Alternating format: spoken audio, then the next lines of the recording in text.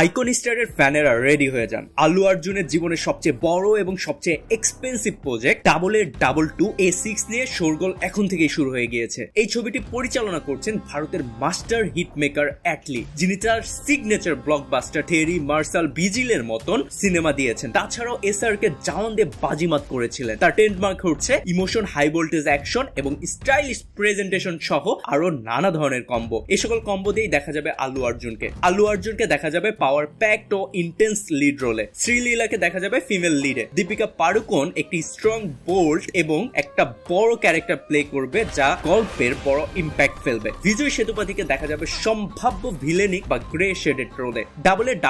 A6 এর জন্য আল্লু অর্জুন নিচ্ছেন বিশাল পারিশ্রমিক 175 কোটি রুপি, যা তাকে ভারতের সর্বোচ্চ পারিশ্রমিক নেওয়া অভিনেতাদের তালিকায় আরো উপরে তুলছেন। মুভিটির বাজেট প্রায় 350 থেকে 400 কোটি। অ্যাকশন, গ্র্যান্ড সেট, টপ টিয়ার ভিএফএক্স এর কারণেই বাজেট এত বড়। এই ফিল্মের ভিজুয়াল মেকিং তৈরি করছেন লোলা ভিএফএক্স স্টুডিও, যারা মার্ভেল সহ আন্তর্জাতিক প্রজেক্টে কাজ করার জন্য পরিচিত। তাদের high end CGI, de-aging technique এবং রিয়েলিস্টিক এফেক্টস এর ছবিকে দিবে হলিউড লেভেলের ভিজুয়াল এক্সপিরিয়েন্স। যদিও অফিসিয়াল ঘোষণা এখনো হয়নি, ইন্ডাস্ট্রি বাজ মুভিটিকে 2026 এর শুরুতেই থিয়েটারে আসতে পারে বলে গুঞ্জন শোনা যাচ্ছে। ভিতরকার খবর, ফিল্মের ক্লাইম্যাক্স অ্যাকশন সিকোয়েন্স নাকি হবে মাইন্ড ব্লোয়িং। ভক্তদের ভাষায় পুষ্পা ছিল আগুন, A6 হবে আগ্নেয়গিরি। আপডেট পেতে আমাদের সাথেই থাকুন।